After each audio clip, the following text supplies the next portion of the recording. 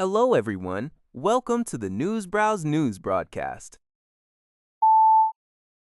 According to Yonhap News Agency, South Korea and Canada have discussed bolstering their partnership in advanced industries, particularly space and defense, during a business roundtable co-hosted by Seoul's Industry Ministry and KOTRA in Toronto on Monday, local time.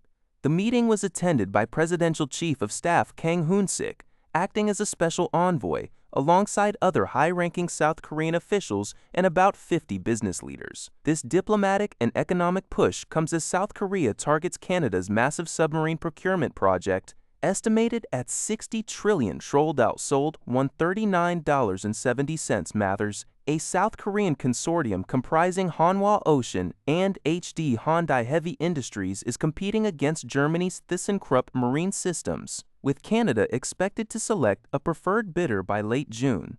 During the event, Hanwha proposed deeper space and defense cooperation, while Hyundai Motor presented a hydrogen partnership. Additionally, companies from both nations signed 3 memorandums of understanding. Officials emphasized that combining Canada's rich resources and high-tech capabilities with South Korea's manufacturing prowess would allow both nations to lead global advanced industries.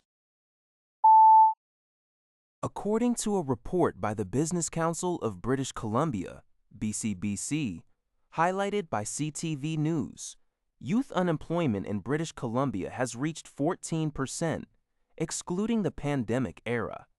This is a level of unemployment not seen among the province's youth since the 2008 financial crisis. Additionally, the labor market participation rate for young people in BC has plummeted to its lowest level since 2002, dropping the province from having the third highest youth participation rate in Canada to the absolute lowest.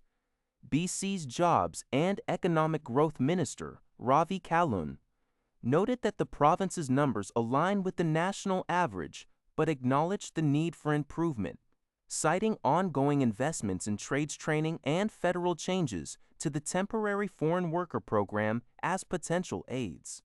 However, the BC Conservatives criticized the government, pointing out that BC is one of only 3 Canadian provinces that fail to provide financial incentives or wage subsidies for small businesses to hire young workers.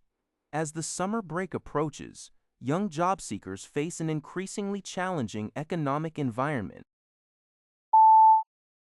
CTV News reports that a controversial video has surfaced on social media showing Toronto police officers aggressively tackling a cyclist to the ground on Queens Quay West.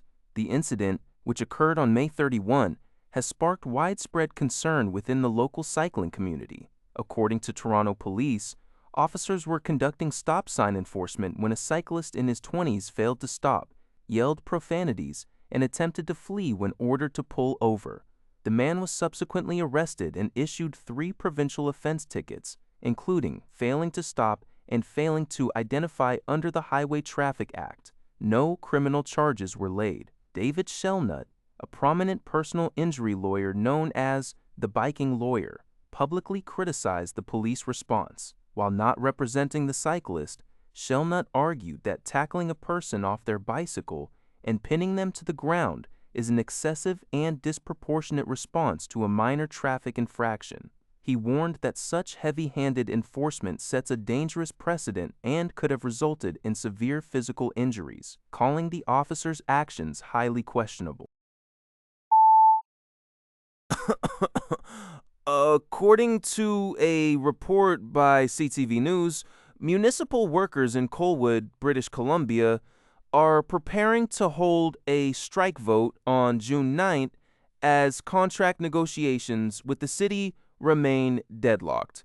The dispute centers on a proposed change to health-related leave. Shireen Clark, president of CUPE Local 374, explained that the city's proposal would eliminate paid time off for medical appointments, forcing employees to use their sick leave instead. Clark argued that this rollback is a significant step backward, particularly given the ongoing challenges residents face in accessing family doctors and medical care in the Greater Victoria region.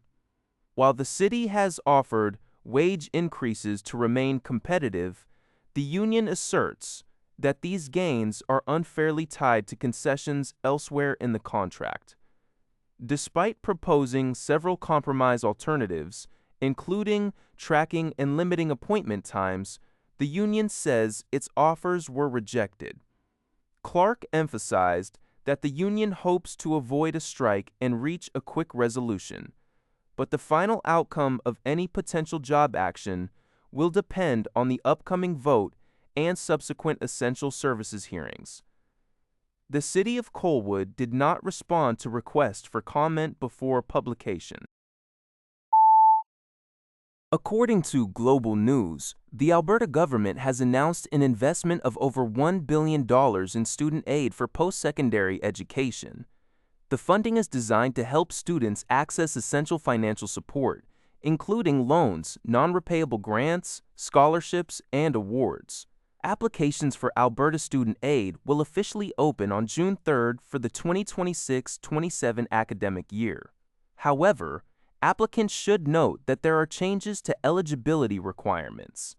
For some students, parental or spousal financial contributions will now be taken into account when assessing financial need, aligning Alberta's program with the Federal Canada Student Financial Assistance Program and other provinces.